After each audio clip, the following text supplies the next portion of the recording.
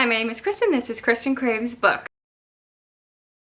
So I'm coming to you today with some of the books that were released in 2021 that I'm still interested in.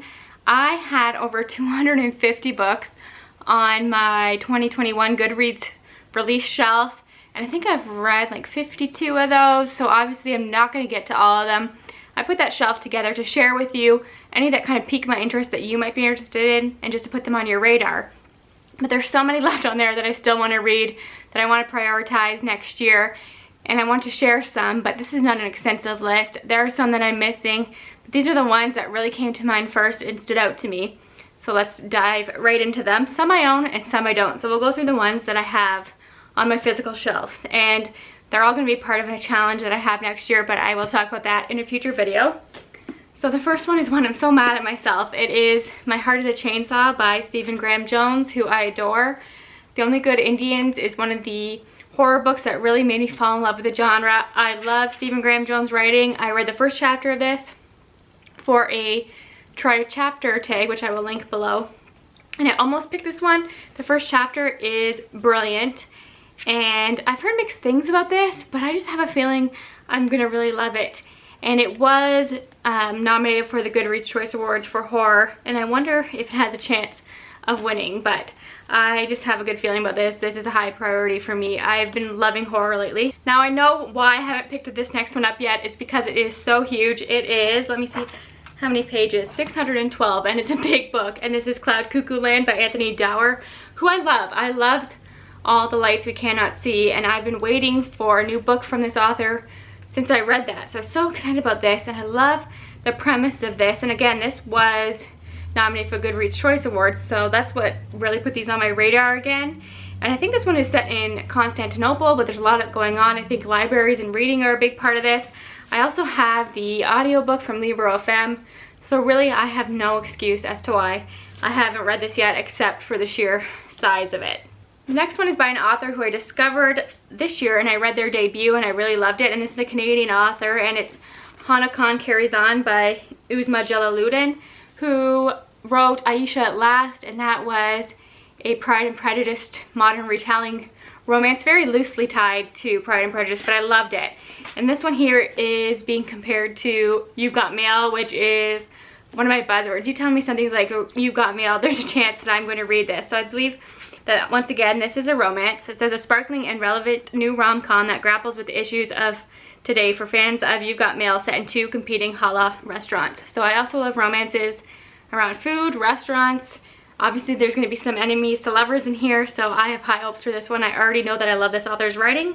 And here's one that I bought near when it came out, and I've been thinking about reading ever since, and I don't know why I haven't. And this is Detransition Baby by Tori Peters. And this was, I think, long listed for the Women's Prize, and there was controversy there, which is ridiculous, so I went out and bought it right away. And I've been meaning to read it again. I think this was on the Goodreads Choice Awards, and I've heard fantastic things. This is high priority for next year. I have a feeling I'm going to love it. Here's one that I might even read at the end of this month, and that is The Apollo Murders by Chris Hadfield. I love all of Chris Hadfield's nonfiction. I just love Chris Hadfield as a person. He is a Canadian icon, an astronaut, and this is his first fiction novel, and it's blurred by India Weir, which is awesome. And I've heard that it is really comparable to The Martian, and I think it's a crime set in space, and I just love that we're getting a story like that from a real astronaut, so this is high priority. I'm in such a sci-fi mood right now. And then the last one that I physically own is Firekeeper's Daughter by Angeline. I have had this on my TBR on Goodreads since the book deal was announced, before we had a cover or anything, and I cannot believe I haven't read this one yet. Again, this is a Goodreads Award nominee, and so many people are saying this is their favorite book of the year. I've even seen people who are not typically YA readers loving this, and again, it's set in Canada, and I think there's a bit of a mystery in here and some great conversations. So this is one that if I could get to this month, I'd be thrilled, but definitely a January read for me. So how many was that? That is 6 that I own, and quite a few more that I don't, that I have audiobooks of, ebooks of, or just on my radar. So we'll get into those now. So the first one that I don't own, I actually have an ALC of and an e-arc of, and I was in the middle of, but then my cat passed away and I just never returned to it. But I was loving it, and that is The Keeper of Night by Kylie Lee Baker. This follows a young girl who is a Grim Reaper in Britain, but she's also half Japanese, so she's a Shinigami, and she's never accepted in Britain, and then something happens and she has to flee to Japan. So I just got to the part where she arrives in Japan, and I think stuff is really starting to go down. So I'm going to love that one. I just know it, and I think the sequel has been announced, and I wrote down what it's called because I thought it was interesting.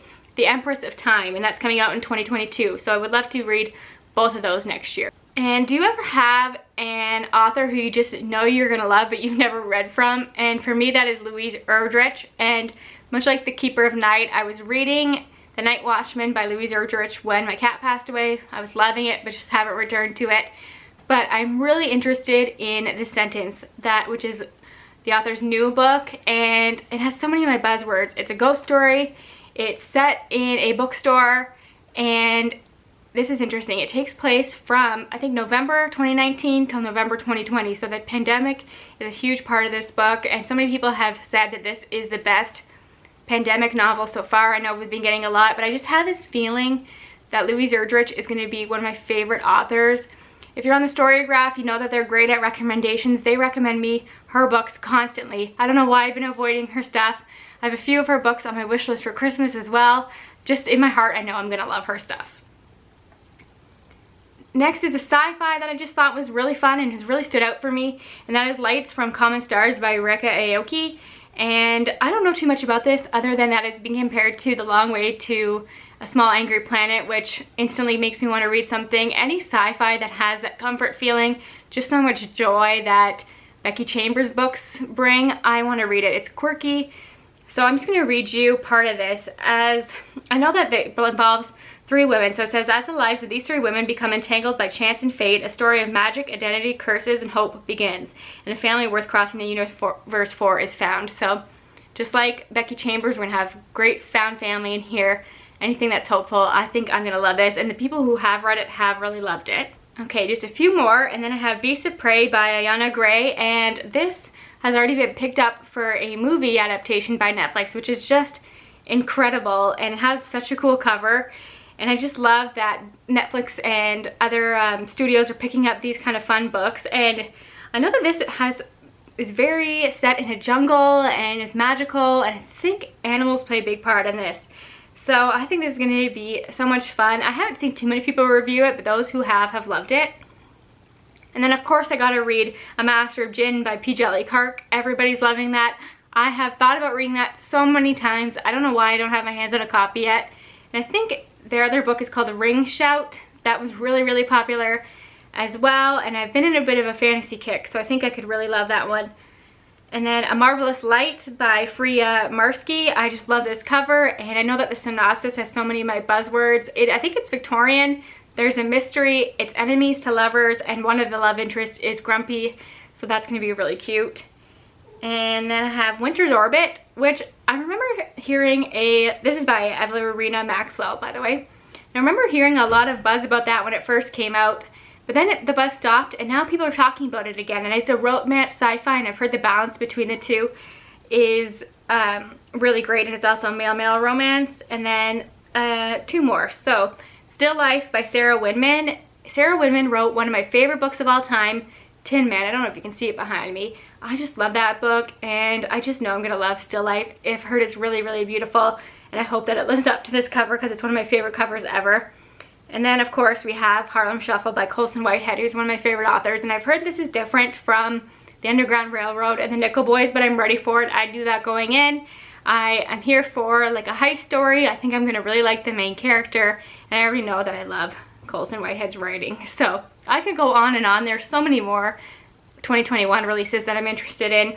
And what happens to me a lot of the times is that I'm so excited about releases in a past year, and then the new year comes and I forget all the ones that I was excited about, and I don't want that to happen. I really want to find a balance between new releases and backlist in 2022, but I will talk about that in a future goals video.